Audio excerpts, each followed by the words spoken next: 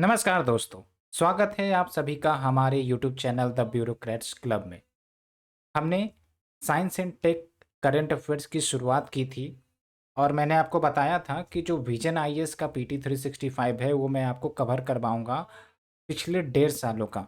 तो आप देख सकते हो स्पेस टेक्नोलॉजी हमने पूरी तरह से कवर करवा दी है।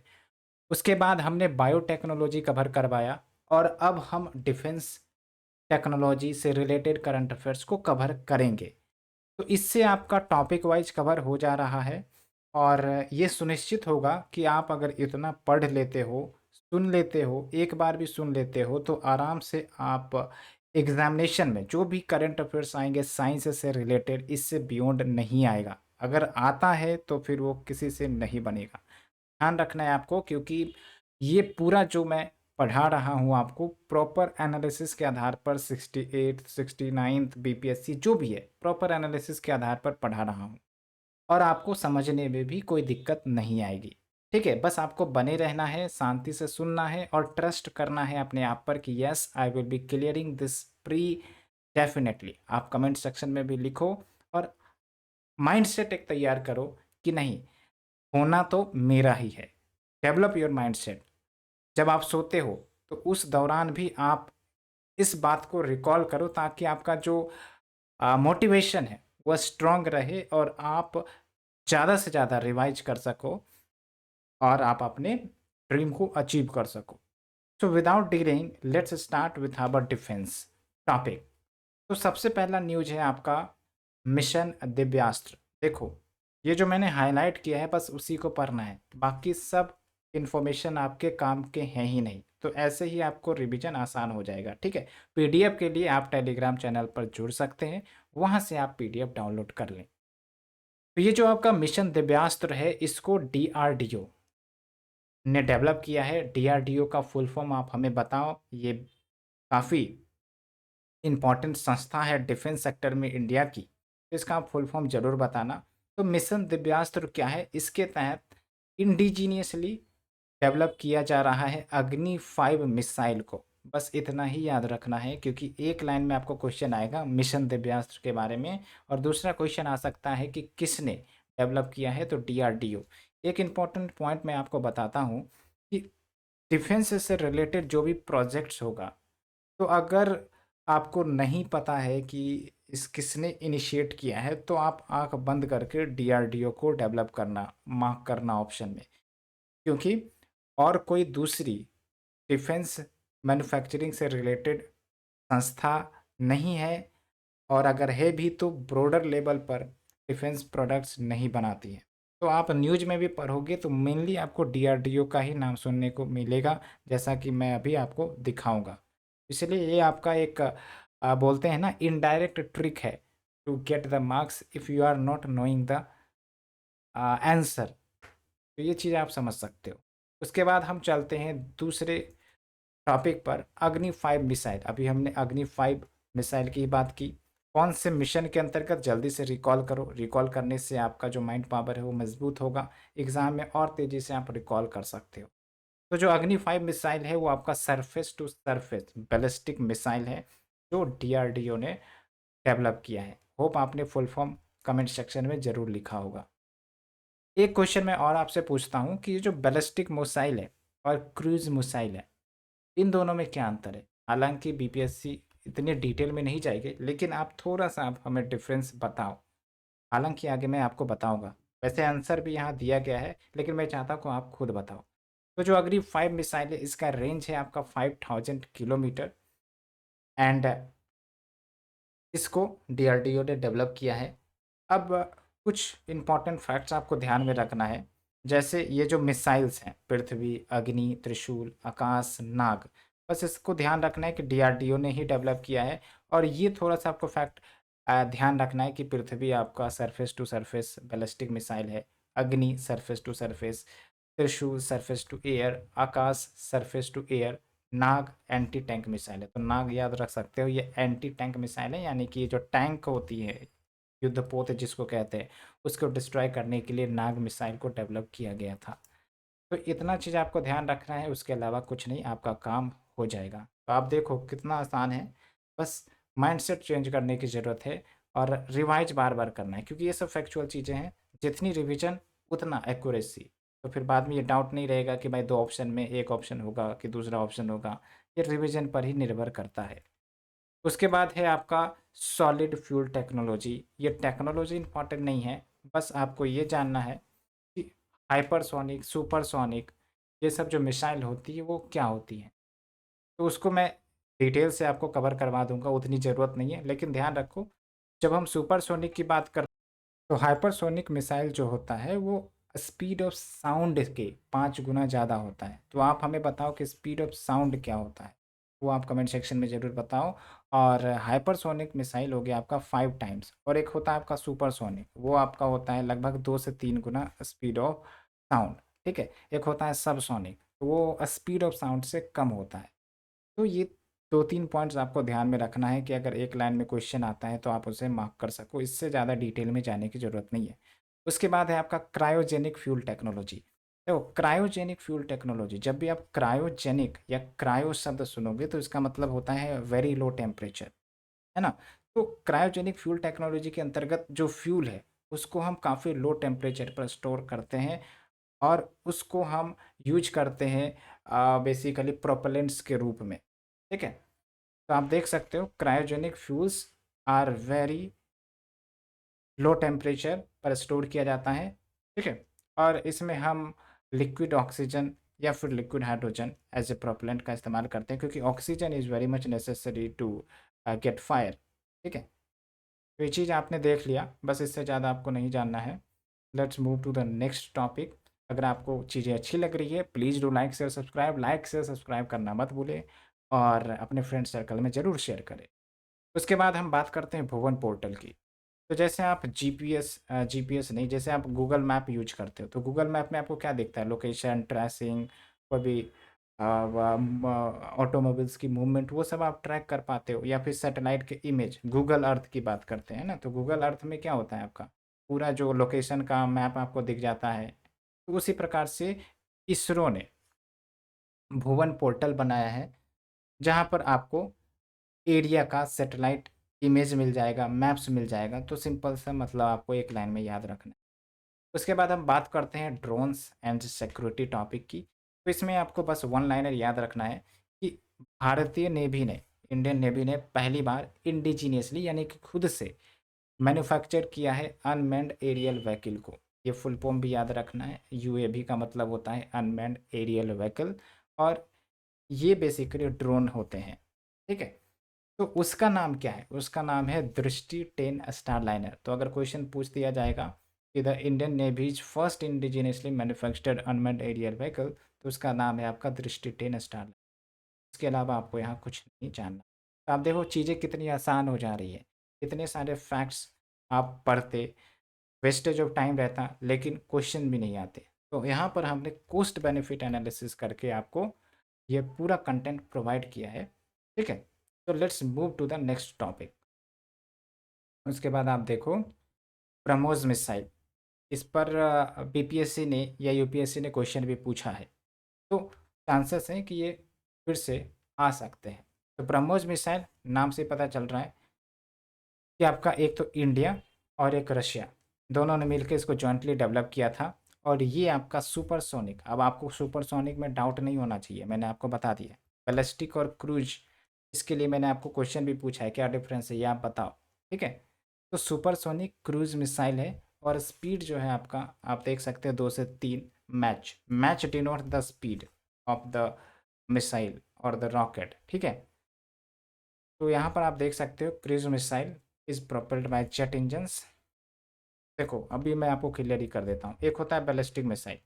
तो आप बैलिस्टिक मिसाइल को ऐसा समझो कि आप एक पत्थर आसमान में फेंक रहे हो, तो वो प्रोजेक्टाइल मोशन की तरफ जाएगा, फिर सडनली आपको एक पार्टिकुलर लोकेशन पर गिर जाएगा। तो जो बैलिस्टिक मिसाइल होता है, बस इनिशियली इसको बेसिकली प्रोपेलेंट दिया जाता है, और उसके बाद ये फ्रीली फॉल करता है टारगेटेड लोकेशन पर। तो बीच की जर्नी में इसको कोई फ्यूल नहीं मिलता है। शुरुआत में इसको प्रोपेल कर दिया जाता है, बीच में इसको कोई फ्यूल नहीं मिलता है, उसके बाद ये अपने आप टारगेटेड लोकेशन पर जाके गिरता है। और ये बेसिकली अर्थ के एटमॉस्फेयर के बाद के ऊपर जाता है, फिर जाके आपका ये गिरता है।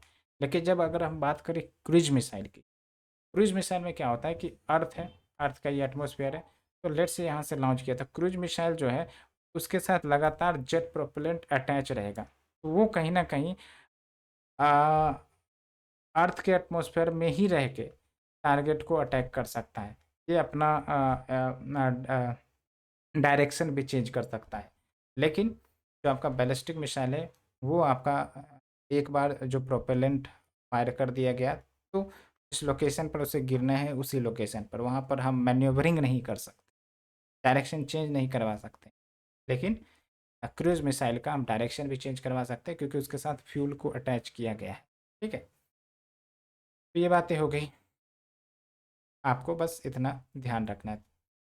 तो अगर हम बात करें इस ब्रह्मोस मिसाइल की, तो आप समझ सकते हो कि जो रेंज है फ्लाइट की ज़्यादा नहीं है, 290 किलोमीटर, लेकिन आपको फैक्ट नहीं याद रखना, शॉर्ट रेंज ही है। ठीक है, उसके बाद हम चलते हैं आकाश एनजी मिसाइल। किसने डेवलप किया होगा, मैंने आपको बताया, डीआरडीओ ने। तो क्या है, ये आपका सरफेस टू एयर मिसाइल है। ठीक है, उसके बाद एक टॉपिक आता है फास्ट ब्रीडर रिएक्टर। तो जब भी आप रिएक्टर नाम सुनते हैं, आपको याद आ जाना चाहिए न्यूक्लियर एनर्जी या न्यूक्लियर फ्यूल। तो जो आपका न्यूक्लियर रिएक्टर होता है, वहाँ पर हम क्या करते हैं, बेसिकली जो रेडियो एक्टिव सब्सटेंस है उसका इस्तेमाल करके हम न्यूक्लियर एनर्जी बनाते हैं। क्या क्या रेडियो एक्टिव सब्सटेंस हो सकते हैं, यूरेनियम होता है, ठीक है, और थोरियम होता है, और आपका मोनोजाइट होता है। ठीक है, तो वो सब आपका as a raw material use करके रिएक्शन करवा के, क्योंकि जब डीके होता है तो काफ़ी ज़्यादा एनर्जी आपका रिलीज होता है, इसलिए इसको हम इस्तेमाल करते हैं न्यूक्लियर फ्यूल एनर्जी में। लेकिन यहाँ पर सवाल है, फास्ट ब्रीडर रिएक्टर क्या होता है। तो ये एक न्यूक्लियर रिएक्टर है जहाँ पर आपका केमिकल रिएक्शंस होते हैं रेडियो एक्टिव सब्सटेंसेस के, लेकिन यहाँ पर फास्ट न्यूट्रॉन का इस्तेमाल किया जाता है, ताकि ज़्यादा न्यूक्लियर फ्यूल जनरेट हो, रेदर दैन दे कंज्यूम। मान के चलो, अगर कंज्यूम कर रहा है 5 किलो वाट एनर्जी, लेकिन जनरेट हो रहा है 2, तो फिर तो हमें एक प्रकार से प्रॉफिट नहीं होगा ना, तब तो वेस्ट होगा। लेकिन अगर आपका 5 की जगह पर 10 जनरेट हो रहा है, तब हम समझेंगे कि हाँ, ये हमारे लिए बेनिफिशियल है, तब हम इसको कंटिन्यू भी कर पाएंगे। तो फास्ट ब्रीडर रिएक्टर का मेन मोटो यही होता है कि ज़्यादा न्यूक्लियर फ्यूल जनरेट हो, रेदर दैन दे कंज्यूम। ठीक है, और इसके लिए हम यूरेनियम का इस्तेमाल करते हैं, ये तो आपको पता ही है। और एक इम्पॉर्टेंट पॉइंट आपको ये याद रखना है कि Bharat 3 stage nuclear power program use करता है। ठीक है, 3 स्टेज, यानी कि जो न्यूक्लियर एनर्जी जनरेट करते हैं हम, वो 3 स्टेज में जनरेट होता है। ये बात आपको ध्यान रखना है। और एक क्वेश्चन आपको पूछा जा सकता है थोरियम रिजर्व्स के बारे में। थोरियम रिजर्व्स सबसे ज़्यादा भारत में ही पाया जाता है, लगभग आपका 25% ऑफ वर्ल्ड्स थोरियम रिजर्व तो इंडिया में ही है।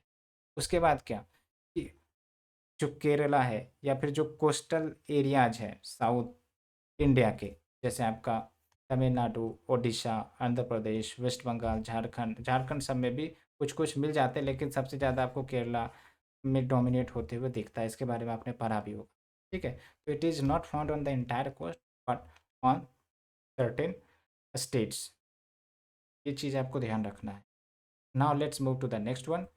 डिफेंस में आपका आ गया S-400 एयर डिफेंस सिस्टम। तो इस पर क्वेश्चन पूछा जा सकता है, जैसे बीपीएससी ने पूछा था, मेरे ख्याल से ब्रह्मोस को बनाने वाली कंपनी का क्या नाम था, उसी प्रकार से S-400 एयर डिफेंस सिस्टम को बनाने वाली कंपनी का नाम क्या है, और ये S-400 एयर डिफेंस सिस्टम क्या है। तो उसको समझने से पहले आप एयर डिफेंस सिस्टम समझिए। जैसे अब सिक्योरिटी का खतरा तो चारों तरफ से है, एयर से है, वाटर से है, अब तो साइबर से भी है। लेकिन जब हम बात करते हैं एयर डिफेंस सिस्टम, तो लेट्स से कि कोई दूसरा देश मिसाइल लॉन्च करता है, ठीक है, लेट्स से भविष्य में चाइना इंडिया पर अटैक करता है, तो एयर से अटैक करेगा, हो सकता है cruise missile, ballistic missile launch कर दे, या फिर ड्रोन्स लॉन्च कर दे। तो एयर डिफेंस सिस्टम प्रोटेक्ट करता है इन्हीं सब थ्रेट से। जैसे ही बेसिकली एयर डिफेंस के रेंज में ये सब अटैक मिसाइल्स आएंगे, तो वो सेंसर के माध्यम से आइडेंटिफाई कर लेगा और फिर उसे डिस्ट्रॉय कर देगा। ठीक है, ताकि नुकसान ना हो। तो इसलिए एयर डिफेंस सिस्टम बनाया जाता है। अभी इज़राइल का आयरन डोम डिफेंस सिस्टम काफ़ी ज़्यादा न्यूज़ में था, वो भी देखेंगे क्योंकि वहाँ से क्वेश्चन पूछा जाता है। ठीक है? तो जो आपका S-400 एयर डिफेंस सिस्टम है, इसको रसिया ने बनाया है एक्चुअली। और कौन सी कंपनी है, तो कंपनी का नाम आपको याद रखना है, Almaz central design bureau of Russia. और ये एयर डिफेंस सिस्टम है और surface to air missile system and लगभग जो भी एरियल टारगेट्स आएंगे उसको डिस्ट्रॉय करने की क्षमता रखता है। बस इतना काफ़ी है। और एक है आपका प्रोजेक्ट कुशा, ये इंडिया का प्रोजेक्ट है और इसके तहत basically surface to air missiles develop किए जा रहे हैं एज ए डिफेंस सिस्टम, ताकि प्रोटेक्ट किया जा सके, हमारी जो सिक्योरिटी है उसको प्रिजर्व किया जा सके।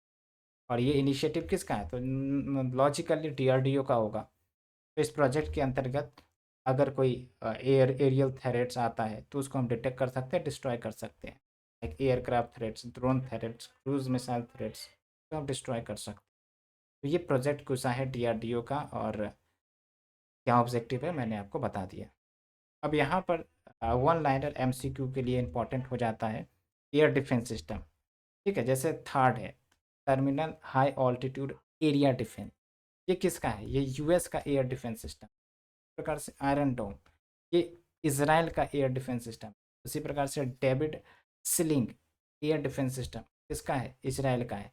तो अगर एक लाइन पर क्वेश्चन आए तो आयरन डोम सिस्टम क्या है, तो बेसिकली एरियल डिफेंस सिस्टम है, किसका है, इज़राइल का है। बस ये 2 पॉइंट आपको ऐसे करके याद रखने। तो इसी प्रकार से एरो 1 एरो 2 ये भी इज़राइल का एयर डिफेंस सिस्टम है। ठीक है, आप देखो कि कितनी आसानी से आपका रिवीजन हो जाएगा। बस ध्यानपूर्वक सुनना है और आपके माइंड में चीज़ें याद हो जाएंगी, रिकॉल करना है। अभी जैसे मैं आपको पूछता हूँ आयरन डोम सिस्टम किसका है, ठीक है, उसके बाद डेविड सिलिंग डिफेंस सिस्टम किसका है, तो आप जल्दी जल्दी रिकॉल करो, बताओ।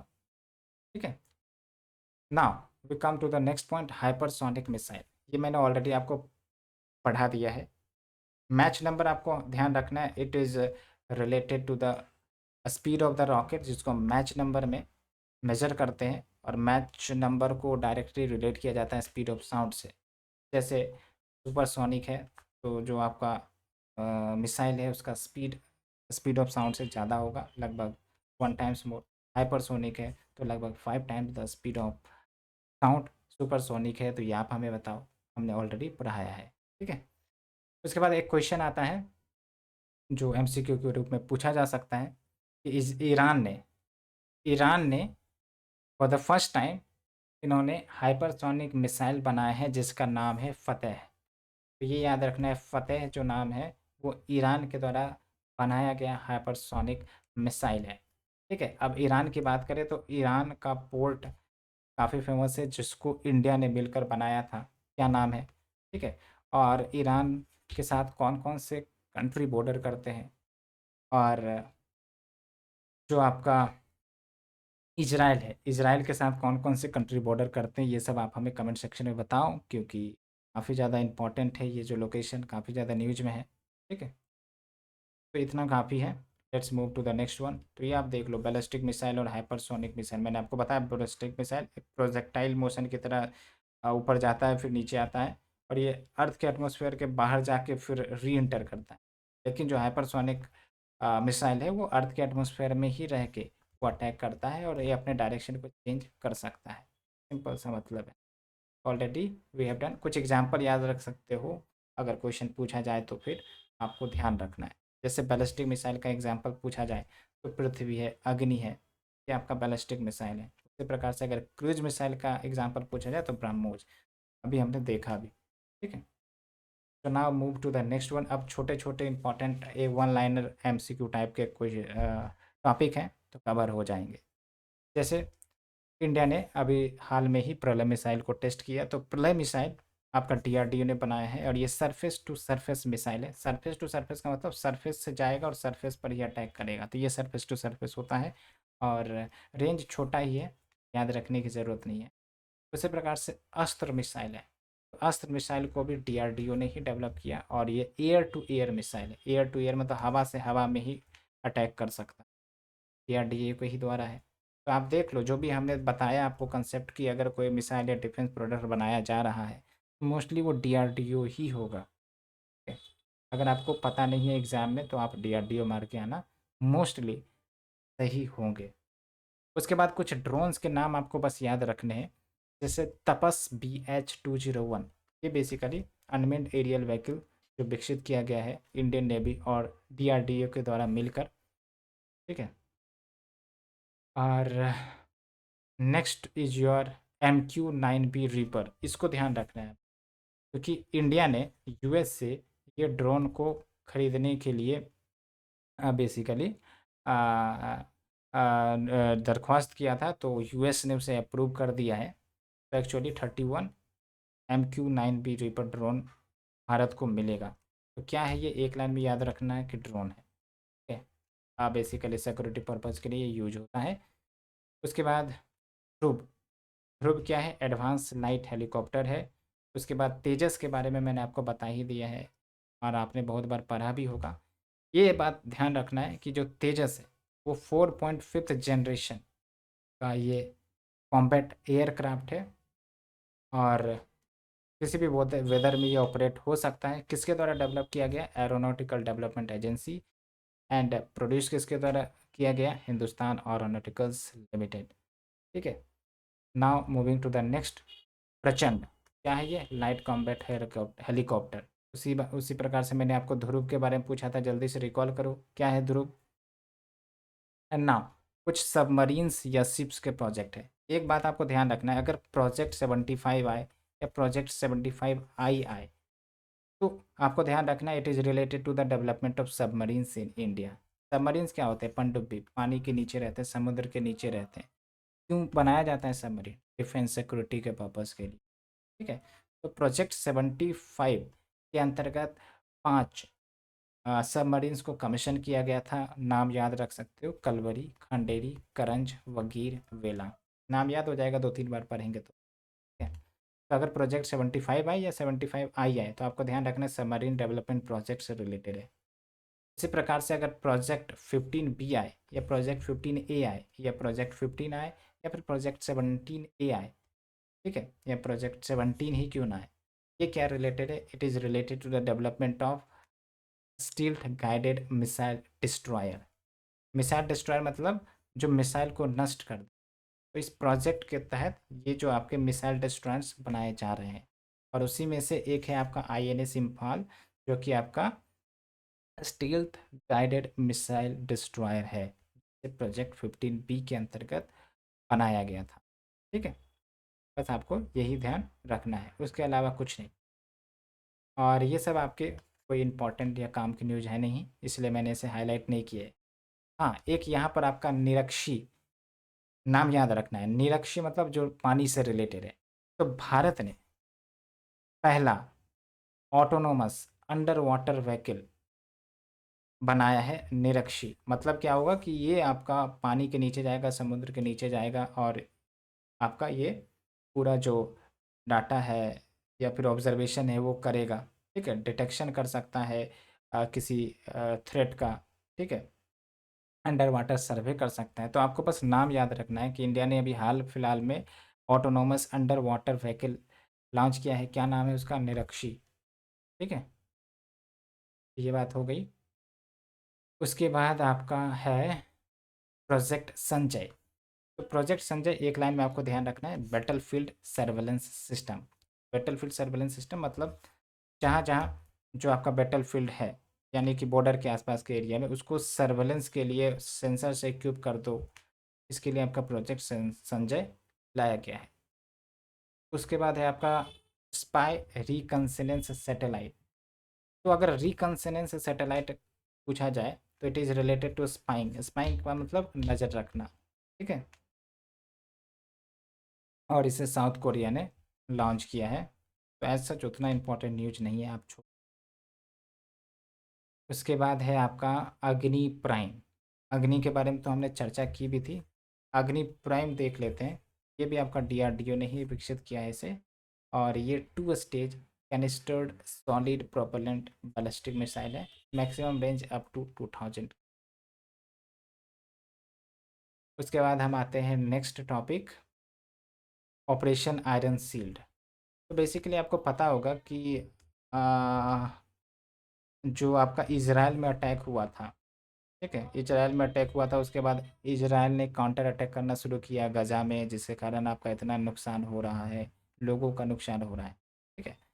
तो बाद में ईरान भी इस फाइट में इंटर किया, उसने भी अपना मिसाइल्स ड्रोन लॉन्च किया। तो इजराइल ईरान के अटैक से बचने के लिए जो प्रोजेक्ट इनिशिएट किया उसी का नाम दिया गया ऑपरेशन आयरन शील्ड। तो ऑपरेशन आयरन शील्ड क्या है? इजराइल का बेसिकली प्रोजेक्ट है जिसके तहत ईरान के द्वारा जो अटैक किया जा रहा है उससे बचने के लिए, और उसके लिए उसने, यानी कि इजराइल ने एयर डिफेंस सिस्टम का इस्तेमाल किया, जो मैंने आपको बताया है ना, वन एरो टू आयरन डोम, ये सब। उसके बाद सी डोम डिफेंस सिस्टम क्या है? तो वही है, इजराइल का ही आपका डिफेंस सिस्टम है, जिसके माध्यम से वो अपने आप को प्रोटेक्ट कर पा रहा है मिसाइल अटैक, ड्रोन अटैक से। अब ये काफ़ी ज़्यादा एडवांस होते हैं क्योंकि सेंसर इतनी ज़्यादा स्ट्रांग होती है कि डिटेक्ट कर लेते हैं। आप समझ सकते हैं जब अटैक हुआ था तो ना जाने कितने मिसाइल्स लॉन्च किए गए थे इसराइल पर, लेकिन सबको ध्वस्त कर दिया गया। ये चीज़ें हैं। उसके बाद आपका लगभग लगभग ख़त्म है, ख़त्म हो गया। ये सब कुछ भी इम्पोर्टेंट नहीं है। यहाँ पर आप देखो, ये मिसलेनियस का टॉपिक हम अलग से कवर करेंगे, इसलिए मैंने इसे कवर नहीं किया है।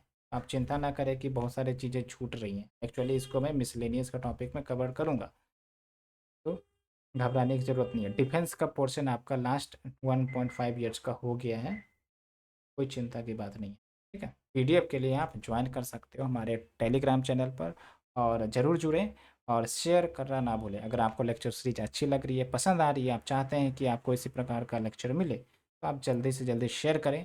और आने वाले समय में हम बिहार स्पेशल का पूरा स्टैटिक और करंट अफेयर्स कराने वाले हैं, बजट और इकोनॉमिक सर्वे भी कराने वाले हैं, तो आपको आनंद आएगा इस चैनल पर। Please do join. तो फ्रेंड्स, आज के लिए इतना ही। Thank you very